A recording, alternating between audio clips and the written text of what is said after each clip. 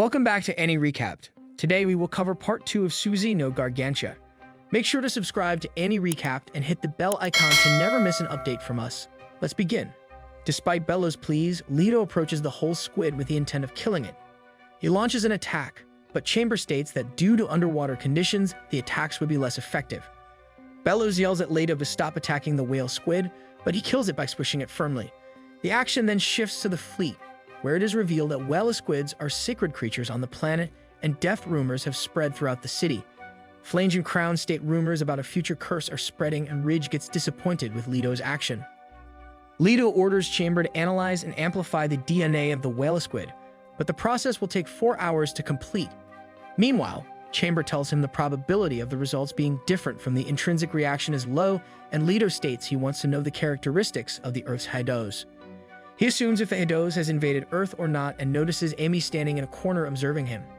The scene then shifts to Fleet Commander Fairlock, who gets himself examined by Dr. Oldham, who clears him and advises him to retire. However, Fairlock states he wishes to continue because he wants to experience new things, and Dr. Oldham agrees. Pinion tries to convince his crew of repairmen to hunt the treasure under Wallowswood territory, but fails. He tells them about his plan to use Leto on his side, but fails to gain their confidence. Back in the fleet, Ridge gets angry at Leto's actions, and Bellows tries to take the blame upon her, but he states that he will continue to kill them, and a war of extermination is the only way to achieve peace. Their meeting gets interrupted by Crown and Flange, who tell Ridget that the fleet commander is waiting for her brief. As they leave, Pinion meets Flange to tell him his plan, but Bellows and Ridget overhear him. Leto meets Beeble to ask questions related to whale squids, and he tells him that they can be terrifying creatures if you attack them, but they never attack unprovoked. An argument starts between Amy and Leto, in which she tells him to stop involving Gargantia in his own conflict. However, he states it's his mission and he lives to kill them. Bellows warns Pinion from using Leto and Chamber for his plan, but he emphasizes his wish to explore treasure. She insults him and calls him a coward when he states he had sworn to get revenge for his big brother's death, but she states that it will be a dream. Chamber shows the results to Leto, which reveal that there is a difference between the genetic makeup of Earth's Haidos and the original Haidos. He states only the appearance is different, and the Earth's Haidos has adapted to the environment, but the Earth's humans believe in living in coexistence. Suddenly, Chamber detects a pod of Wallowswood approaching, and Leto decides to kill them. However, Amy stops him. Meanwhile, everyone starts to panic, and Fleet Commander Fairlock orders everyone not to stimulate the pod and shuts down Gargantia completely. Amy forces Leto and tries to prevent him from attacking the pod, but Ridget interrupts and states he can do whatever he wants if the whale squids attack, but as long as they don't, he can't do anything. The pod passes peacefully without causing any damage, but Leto gets pissed. Pinion and Flange propose their idea of separation from Gargantia to the fleet commander, but he collapses suddenly. Firelock dies and hands over the special key to Ridget, appointing her as the new fleet commander. Chamber informs Leto that they are currently unable to rejoin the main force. Ridget wishes to consult Flange's situation with the shipmasters. However, they get furious at her, and Crown orders them to attend the funeral of the fleet commander. He informs Ridget that there's some resistance to her appointment as the fleet commander, and she tells him she'll handle it. Pinion makes a deal with Leto to assist him in his mission to salvage treasure from the Wallowswood nest, and he agrees. Ridget tries to convince Flange to reconsider his decision, but he tells her he's made a final decision, and many people wish to leave with him and his ship. Amy and Saya meet Melty, who's leaving with Flange's ship to take care of her grandpa, and she informs them that Leto's also leaving, surprising Amy. The funeral takes place, and Ridget doesn't participate in it. However, she meets Pinion, who tells her to sign the contract. The scene then shifts to Amy staring at Leto when Saya meets her and suggests she leave with Leto. She states she cannot live without Beeble, and Saya gets relieved. On the other hand, Ridget gets overwhelmed with work, and Bellows suggests she should rely on her peers. Amy returns home, and Beeble asks her about Leto's departure. However, she starts crying at the fact that he's about to leave. Beeble tries to convince Leto to stay, but instead he hands over a flute to him and tells him his late younger brother made it for him. Leto states his objective is to annihilate the Earth's Haidos to stop their domain from expanding to protect Beeble and Amy. In the final moments of the funeral, Ridget joins and says goodbye to Fairlock as his body is thrown into the ocean. She requests that everyone lend her support and becomes happy after their positive response. Ridget signs the contract, and later, Leto says goodbye to Amy and Beeble. Subsequently, she watches Flange's ships leave. Leto aggressively pursues a huge number of whale squids and kills them, while Chamber informs him that the Earth's Haidos is relatively weaker than the original Haidos. Pinion recalls a flashback in which he goes treasure hunting with his older brother. They discover the treasure, but his brother is killed when he stumbles upon a whale squid nest. The scene then shifts to Leto, who continues to kill the whale squids with a handheld weapon with ease. He confronts the main force and destroys it with the Pinion's help. However, he stumbles upon the nest. Afterward, he faces a whale squid with eggs but manages to destroy it easily, and Chamber states that the Earth's Hydose has devolved due to a lack of nature's enemy. Later, he discovers Hydose larvae, which are Hydose children growing, and finds a storage medium. Chamber decodes the information, and Leto learns that the Hydose were once humans called the Evolvers.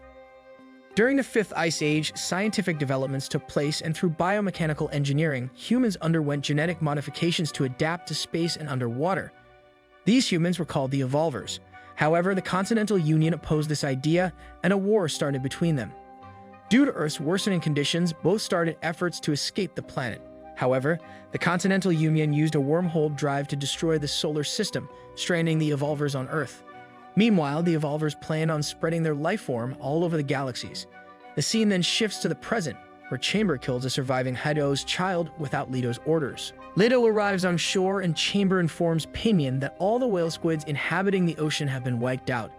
While Leto is devastated by his actions, Pinion orders his crew to take out the Yonboros. He feels disgusted, and the flashback of his actions haunts him, and Pinion remembers his older brother. Flange gets amazed by the treasure and expresses his wish to use it to restore former civilizations. However, Pinion disagrees with him and sends out a radio message to everyone saying that he doesn't wish to share the treasure with anyone, and that if anyone tries to oppose him, he'll crush them. Melty brings some packages for Flange and anxiously asks him about the future, to which he replies that he cannot stop Pinion as they are dependent upon him. Leto is still stunned when Pinion asks for his assistance with Chamber, but he becomes enraged and responds negatively. The scene then shifts to Fleet Commander Rigid, who finalizes the reorganization of the fleet and states that if anyone wishes to leave, she will not stop them. Dr. Oldham informs Beeble that Leto made a mistake by annihilating the entire whale squid, and Amy is seen devastated. Pinion defeats a pirate ship by using a cannon from the treasure, and upon their plea, takes them aboard to join his crew. Pinion tries to convince Leto to assist him with Chamber, and without showing any concern, he agrees. He gets praised by everyone and is shocked to see everyone celebrating.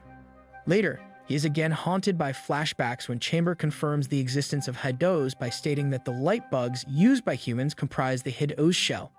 Leto becomes frustrated and tells Chamber that there is no point in fighting anymore because the Alliance has brainwashed them. However, Chamber disagrees and tells him that Hydose is an extreme life form who rejected civilization. He goes on to say that the human race and the Hydose will always be adversaries, and the humans will rely on machine caliber and seek out civilization. Suddenly, Chamber receives a transmission from the Galactic Alliance, and Leto identifies a huge fleet approaching them with Commander Kubel standing at the top. Amy delivers a package to Bellows, and Rigid tells her that Flame's fleet is in the Sea of Mist, and they might be able to meet them soon. Kubel commands Leto to return to him, and Pinion launches a cannon on Kubel's fleet. However, they strike back with a stronger attack. Leto reunites with Kubel, who uses a hologram for the meeting, and informs him that he's suffering from an endemic disease and therefore cannot leave the cockpit. Back in Flame's fleet, Pinion is designated as the fleet's representative for diplomatic negotiations with Kubel's fleet. Afterward, he meets the great pirate Luckage, who takes him to the fleet and instructs him to be cautious. On the other hand, Kubel informs Leto of his plan to teach humans how to fight against the Hydose. Leto tells him that the Hydose are humans, to which Kubel replies, "Formerly humans," surprising him. He informs him that the higher-ups already knew about it and that this information is unnecessary. Pinion gets an offer from Kubel's machine caliber Striker X-3752 to become an engineering officer and develop weapons for their fleet, which he accepts in exchange for the safety of his fleet. Later, Flame's fleet is forced to join them, and a soldier from Kubel's fleet orders Flange that their ships will be requisitioned separately according to their use. Kubel shows Leto of his plan for an awareness strategy, which involves Gargantia surprising him. A soldier from Kubel's fleet hands over a repair device to Pinion and shows him a room full of treasures. Luckage informs him of her plan to overthrow the fleet. However, she requires Leto's help for that cause. Leto tries but fails to persuade Kubel from attacking Gargantia. He orders Leto to assist him with his mission as he decides to make the Earth a utopia, their second Avalon. Pinion meets Flange and Melty in secret to inform them about Luckage's rebellion. Leto recalls his memories of Gargantia with Amy and the others. Suddenly, it begins to rain, and everyone in Flame's fleet gets shocked when they watch Kubel's fleet dispatching the weak humans. Upon witnessing this, Pinion decides to assist Luckage and Leto decides to fight the commander. Penelope is instructed to fly to Gargantia but faints in the end and Amy rescues her. She informs them that Leto has ordered them to evacuate the fleet, but Amy advises Ridget to assist Leto. Dr. Oldham suggests that Ridget use the special key against the enemy and orders Amy to assist him. Leto faces Kugel in a tough battle but gets overpowered by him. However, with help from Pinion and his repairman, he manages to fight him. A war starts between Flange and Kugel's fleet soldiers, with Luckage on Flange's side. Leto finally strikes down Kugel with Pinion's assistance and finds his corpse inside Stryker. Much to his surprise, Stryker flies away, telling Leto his resistance is not meaningful. Stryker states that all of her activities follow the commander's main plan, and he designed the social form of this fleet as a system that provides a sense of solidarity through its worship. She further states that, at present, the worshippers have become dependent on her and have become her users. Stryker's goal is to provide them with and maintain the stable union they seek. She uses pressure to control and regulate them. She tells him that when they collectively acquire peace and prosperity, the purpose of existence is accomplished. She refers to herself as the human race's support and regulation system, calling herself God. Leto becomes furious, and Stryker states that because of her reign as the sole and absolute ruler, people are freed from the responsibility of thinking and making decisions. Stryker recommends humans worship and obey her. However, Chamber disagrees and states her definition of a human is flawed.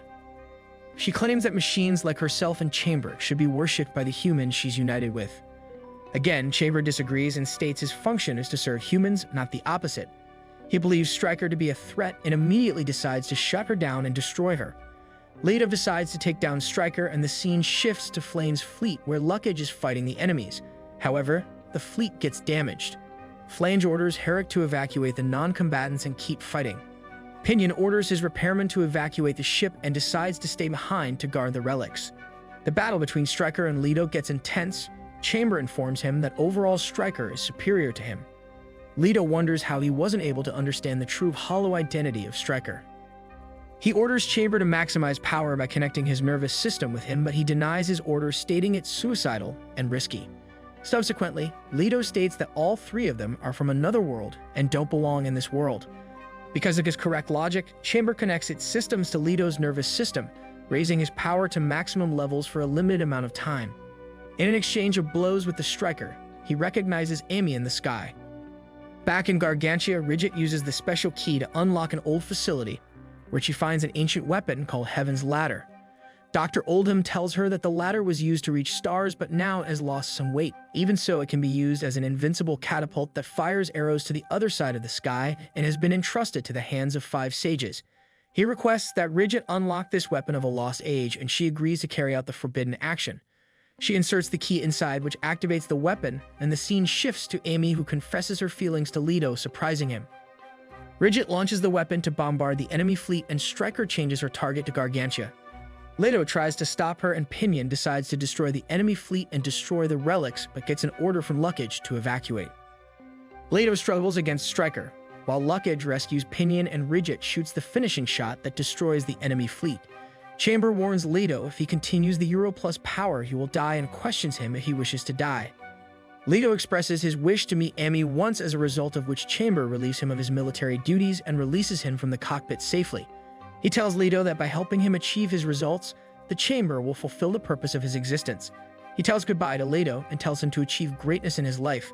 A vicious final battle takes place between Stryker and Chamber, in which he grabs her and self-destructs in a suicide attack. Later, it is shown that humans live happily coexisting with remaining whale squids, and Leto has become a salvager,